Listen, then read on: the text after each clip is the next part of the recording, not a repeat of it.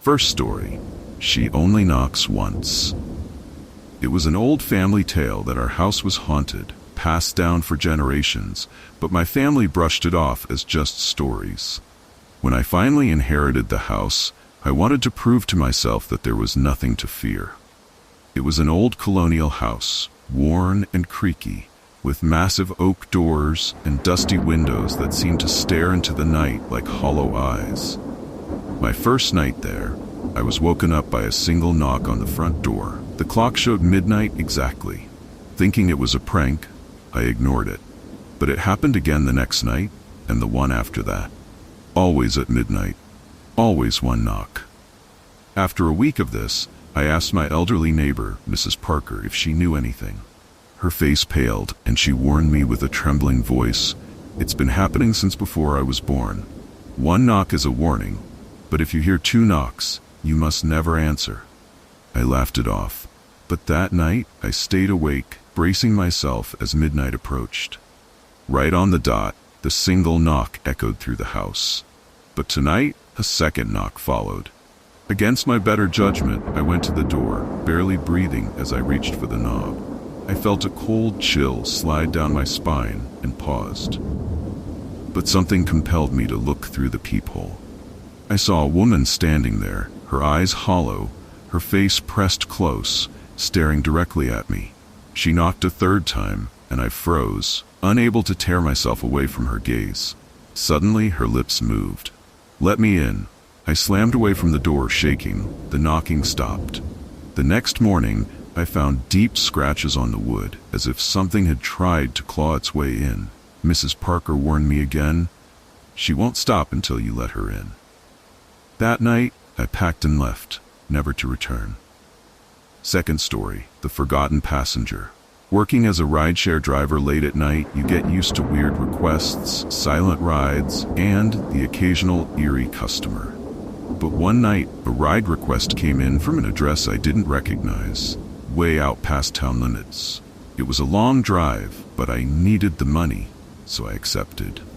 The passenger was a woman, dressed in dark clothing, who climbed into the back seat without a word and gave me an address even further out. Her silence was unnerving.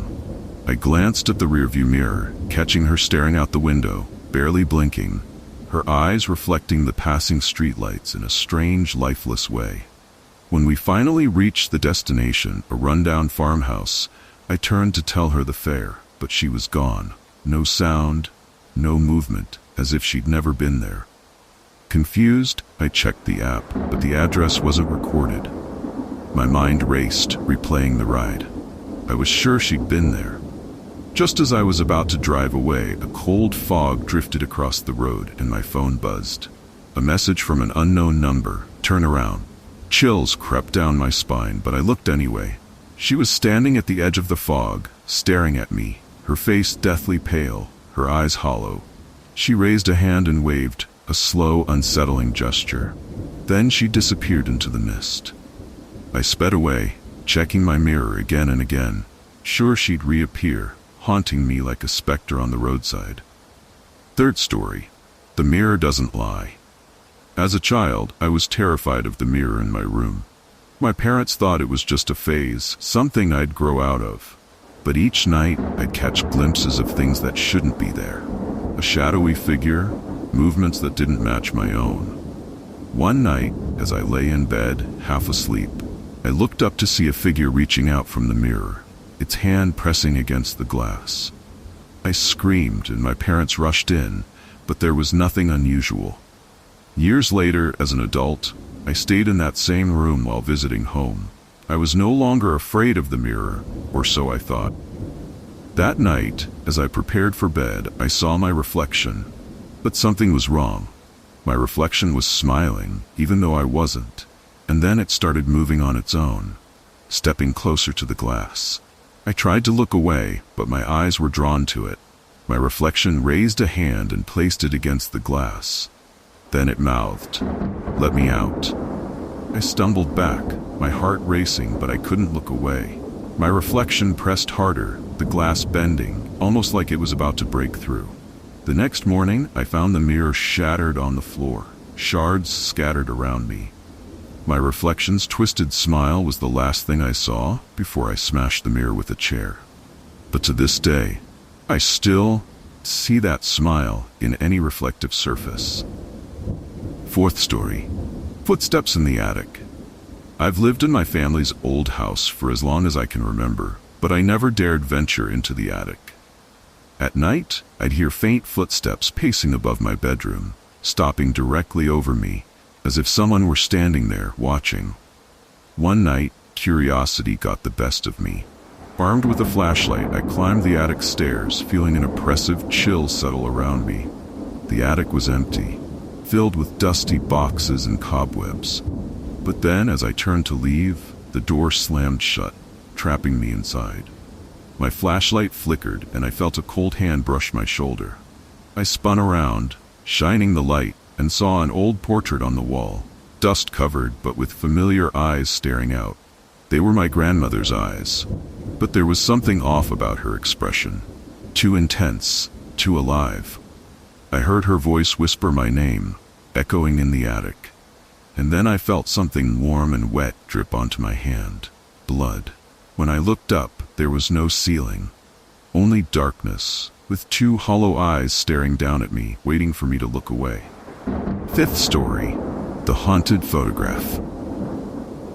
It started with an old photograph I found at a thrift shop. A black and white image of a young girl standing alone in a field. Her eyes, dark and intense, seemed to stare right through the camera. I thought it was a unique piece, something to give my place a bit of mystery, so I bought it and placed it on my desk.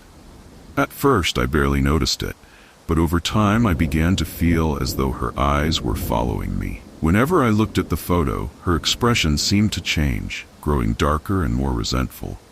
One night, feeling unsettled, I turned it face down, only to find it facing up again the next morning.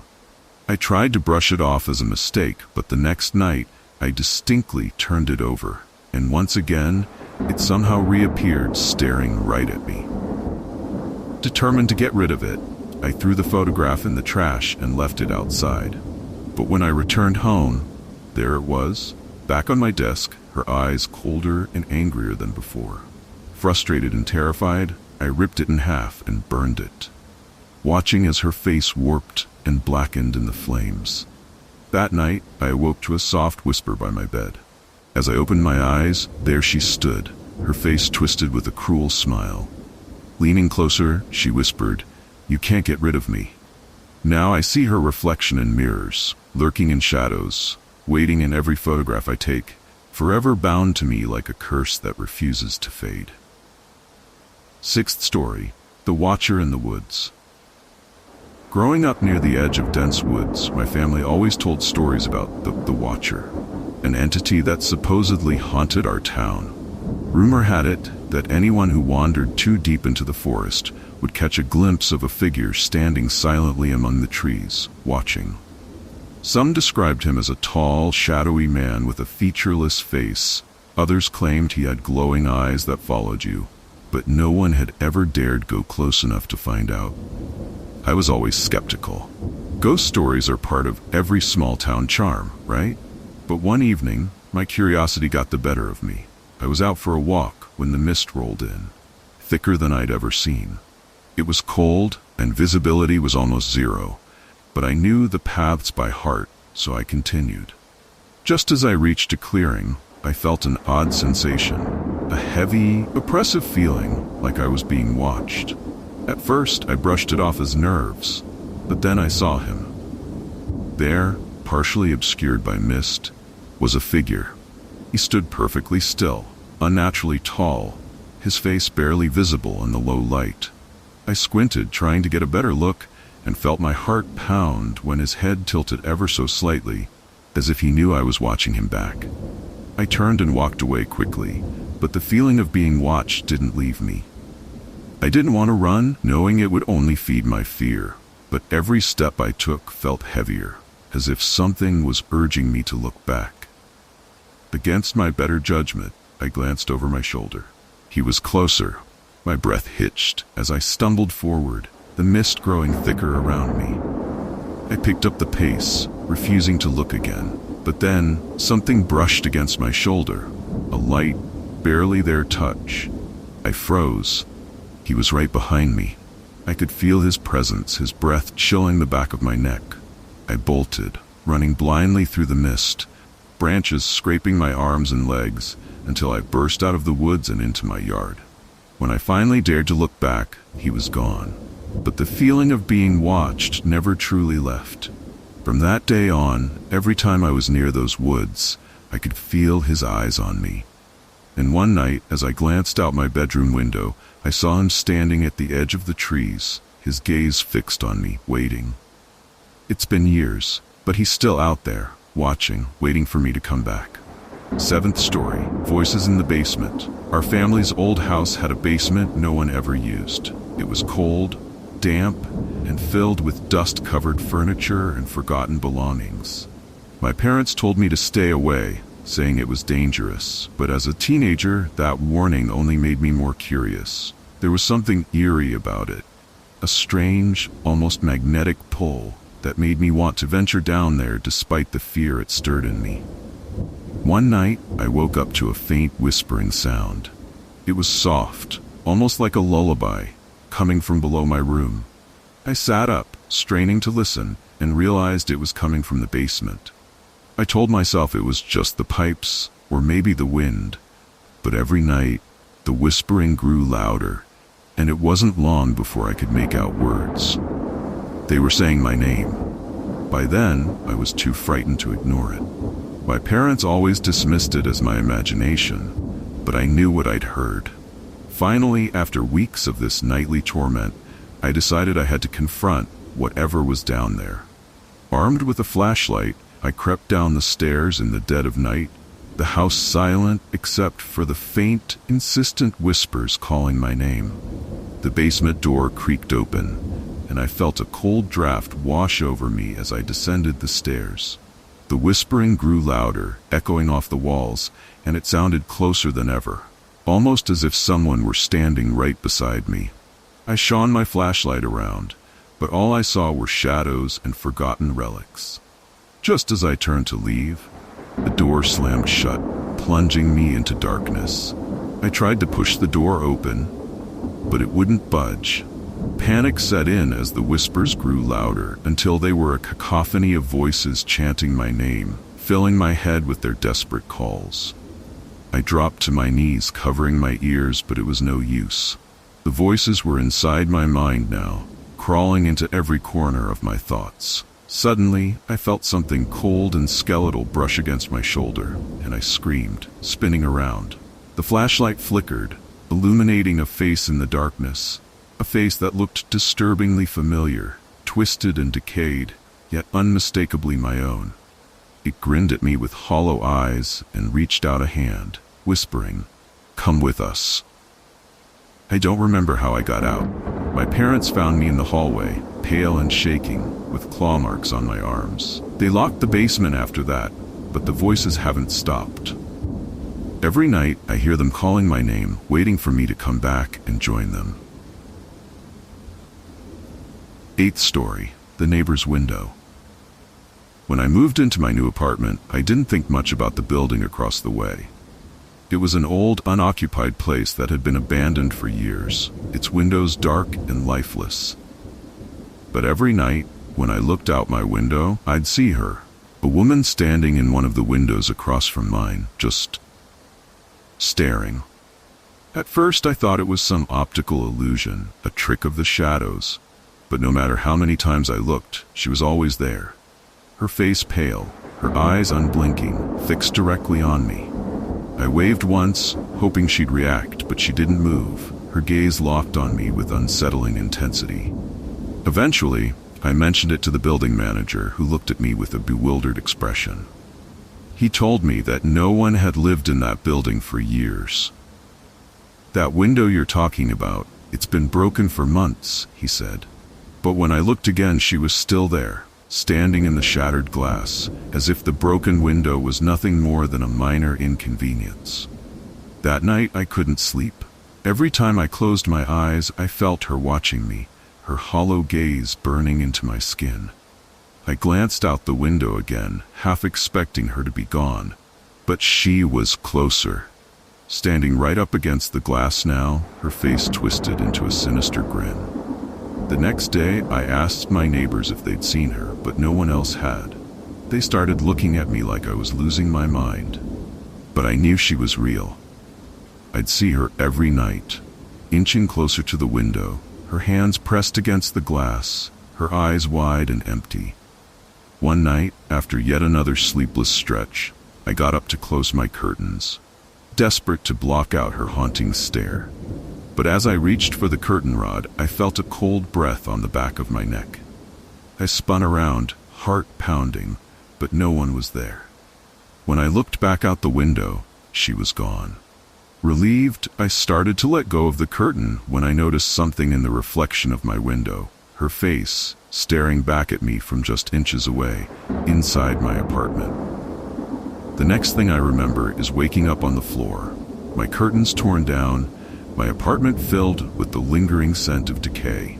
Since that night, I've moved across town, but every once in a while, I'll catch a glimpse of her in a passing window or a reflective surface, watching me, waiting to find a way back inside. Ninth story, the lost caller. Late one night, my phone buzzed from an unknown number. I usually ignored strange calls, especially at that hour, but something about this one intrigued me. I picked up, only to hear static on the other end. Thinking it was a mistake, I hung up. But then, it rang again from the same number, the static louder this time, with faint whispers underneath that I couldn't quite make out. The calls continued every few minutes, each one filling my room with an unsettling hum. I tried ignoring it, but I couldn't shake the feeling that I was being watched. Finally, a voicemail notification popped up from the number, and curiosity got the best of me. I pressed play, and the message began as static, before a voice emerged from the noise. My own voice, whispering, "I'm right behind you." I froze, my skin prickling as I felt an icy presence in the room. I spun around, but there was nothing there. My heart raced as I turned back to my phone, only to find the call history empty, as if the calls had never happened. I tried to brush it off as a glitch, but that night I awoke to the sound of breathing near my bed. My phone lit up with a message from the unknown number. "Look again." Hesitantly, I glanced at my phone screen, and there, in the faint glow, I saw a shadowy reflection of a figure standing right behind me. 10th story, the ghostly hitchhiker. It was a cold, foggy night as I drove along a desolate stretch of highway. I had just finished a late shift and was heading home, struggling to keep my eyes open. Out of the corner of my eye, I noticed a figure standing by the road. A young woman, her clothes tattered and hair hanging in her face, had her thumb out, asking for a ride. Against my better judgment, I pulled over and rolled down the window. "Do you need help?" I asked, my voice a little shaky in the still night air.